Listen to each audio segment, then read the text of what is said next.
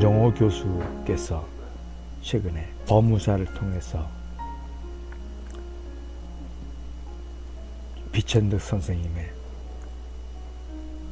대화록을 공개했습니다. 그 중에 네 번째, 아름답고 행복한 시간. 1998년 대담 박완서.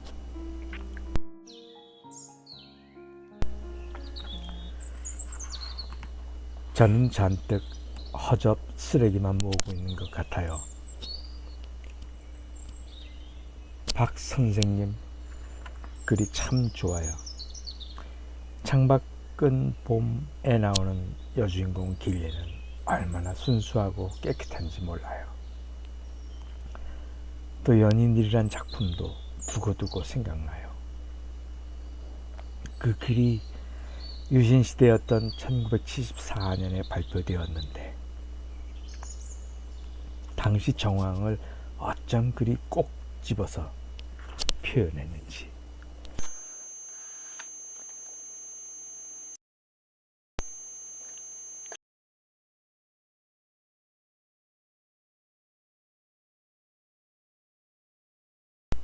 네, 그래요. 나의 사랑하는 생활이에요. 글을 읽다 보면 어찌나 무욕하고 소박한지 실제 절제된 모습을 뵙는 것 같아요. 술, 담배, 커피, 홍차 따위는 전혀 안 하시고 음식도 새처럼 조금만 드시고. 한 달 생활비는 얼마나 쓰세요?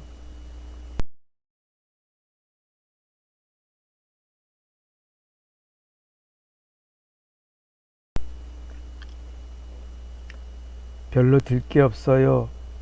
우리 내외가 먹는 것이라야 육식보다는 채식을 위주로 하고 또 소식을 하니까 하루 1만 원이면 남아요.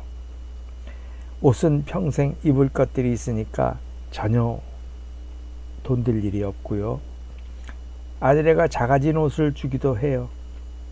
구두가 작아지면 신으라고 줘요.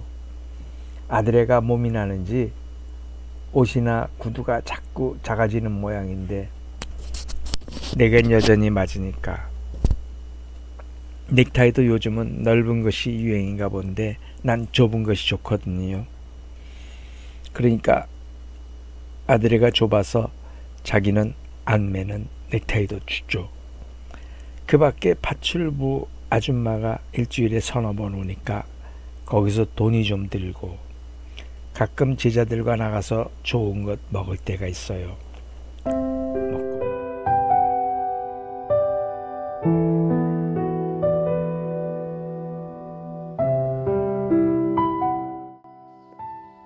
제 경우도 먹고 사는 일에는 사실 얼마 안 들어요. 그래서 안심이 되고 고마워요. 나중에 내가 돈을 조금밖에 못 벌게 되더라도 먹고 살 수 있다는 사실을 생각하면 걱정이 안 되고 즐거워요. 물론 돈이 생기면 아는 이들 선물도 사주고 여행도 다니고 하니까 때로는 목돈이 들어가지만 실제 생활비는 조금만 있으면 돼요. 인생에 귀하고 좋은 게 얼마나 차고 넘치는지 그런 사람들은 모르는 것 같아요. 많이 벌면 그것 때문에 노예가 될 것 같아요. 버릴 수도 없고 어디 기부하자니 아깝고 그럴 것 아니겠어요? 그 돈을 계산하고 관리하는 데 드는 시간이나 정력이 얼마나 크겠어요. 가만 보면 돈 모으는 이들은 돈 모으는 재미밖에 모르는 것 같아요. 박완서. 정말 그래요. 인생이 귀하고 좋은 게 얼마나 차고 넘치는지 그런 사람들은 모르는 것 같아요. 비천득.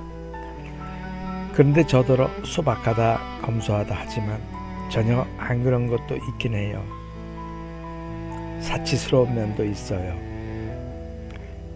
서영이를 만나러 미국에 갈 때는 비행기 1등석을 타고 여행을 하게 되는 최고급 호텔에서 자는 적도 있거든요.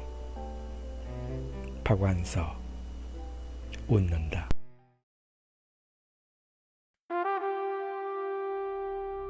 잠자리 같은 건 깨끗하고 청결해야 잠을 잘 수 있어요. 선생님이 몇 년 전에 인천상을 탔을 때 저도 그 심사위원 중 한 명이었던 걸 아시죠? 그런데 사실 저는 그때 엉뚱한 생각이 들었어요. 선생님이 워낙 돈 쓰실 줄 모르는 분이라 이 상금을 다 어떻게 하실까 하고 공연히 걱정이 되더라고요. 그 상금 어디에 쓰셨어요? 피천득. 쓴 데 없어요. 그저 갖고 있어요. 선생님께서는 요새 성당에 나가세요? 제가 선생님을 뵈니까 생각나는 일이 있어서 여쭙는 거예요. 1년에 몇 차례 나가요. 자주는 못 나가지만 가톨릭이란 종교를 좋아해요. 특별히 어느 종교의 테두리에 나를 가두고 있는 것은 아니지만 나의 심성은 가톨릭에 가까워요. 그래서 가끔 아내와 함께 성당에 나가곤 해요. 박 선생님은 몇 번이나 나가요? 박완서. 저는 한 달에 2번 정도 나가고 있어요. 저도 가톨릭이 좋은데 고해 성사는 참 싫어요. 아무리 하기 싫어도 1년에 2차례 부활절과 성탄절에는 해야 하잖아요. 한 번은 동화 쓰는 정채봉 씨에게 말했어요. 나는 고해 성사 때문에 언젠가 가톨릭에 대해 냉담해지고 말 것이라고요. 그게 왜 의무가 되어야 하는지 모르겠어요. 저지르지도 않은 죄를 억지로 만들어갖고 죄를 지었습니다 하고 말해야 하나요? 정채봉 씨에게 그런 말을 했더니 막 웃으면서 피천득 선생님 이야기를 들려줬어요. 선생님께서는 성당에서 나눠준 성사표 그걸 통 속에 그냥 집어넣어 버린다면서요. 한 번은 그러시다가 신부님께 들키기까지 하셨다면서요. 피천득. 뭐 들켰다기보다 난 말할 게 없으니까. 물론 따져보면 나도 죄가 있겠죠. 죄가 없다는 것이 아니라 하느님이 다 아실 텐데 한 달이 걸쳐서 그럴 필요가 있어요? 하느님이 다 아실 것 아니에요? 박완서. 선생님께 신부님이 그러셨다면서요. 죄가 없다고 생각하는 그 생각도 죄가 된다고요. 정채봉 씨에게 이야기를 들으면서 저는 그것도 맞겠다 싶었어요. 죄가 없다고 생각하는 교만도 죄가 되겠구나 했어요. 피천득. 나는 한 번도 고해성사를 해본 적이 없어요. 고해성사 하는 방도 참 답답해요. 어휴, 그 좁고 답답한 방에 어떻게 들어가나 하는 생각부터 불쑥 들어요. 그리고 나는 솔직히 말해서 성체인지 하는 거 받아먹는 것도 이상해요. 맛도 없고 배부르지도 않은 그걸 형식적으로 먹고 할 까닭이 뭐예요? 피천득 선생의 나이답지 않은 너무나도 천진난만한 발언에 취재진을 비롯해 좌중은 웃음거리가 되었다.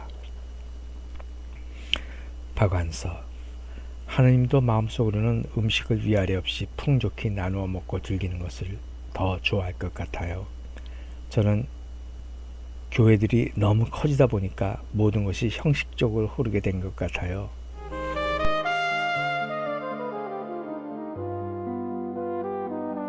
피천득. 그래요. 형식이 아니라 그 내용이 항상 중요한 거예요. 그 내용이랑 그 알맹이만 있으면 껍질은 자연히 생겨나는 거예요. 박완서. 최근에 있었던 일 가운데 제일 즐거웠던 게 무엇인지 아세요? 바로 선생님의 미수연에 참석했던 일이에요. 맑은 기운이라 할까, 숨통을 억누르는 이 세상의 혼탁한 잡스러움과는 판이하게 다른 단순하고도 초연한 무엇인가 느껴져서 내내 즐거웠어요. 피천득. 감기로 계속 고생하셨다는 이야기를 들었는데 그런 자리에까지 와주셔서 미안하고 고마워요. 박완서.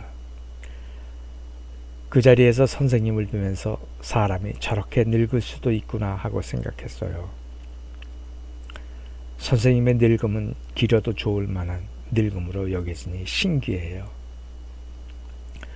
저도 역시 같이 나이가 들어가면서 가장 참을 수 없게 추하게 늙어가는 정정한 노인네들이에요. 나이가 들수록 확실해지는 아집, 독선, 물질과 허용과 정력에 대한 지칠 줄 모르는 집착 같은 것을 보면 차라리 치매가 나올 수 있다는 생각이 들 정도로 늙음을 추잡하게 만들어요. 그런데 그런 것들로부터 훌쩍 벗어나 있는 선생님을 보면 연세와 상관없이 소년처럼 천진난만해 보여요. 그렇게 벗어나는 일이 어디 아무나 할 수 있는 일인가요? 늙은 모습조차도 어떻게 늙느냐에 따라 뒤에 오는 사람에게 그렇게 되고 싶다는 꿈과 희망을 주는 것 같아요.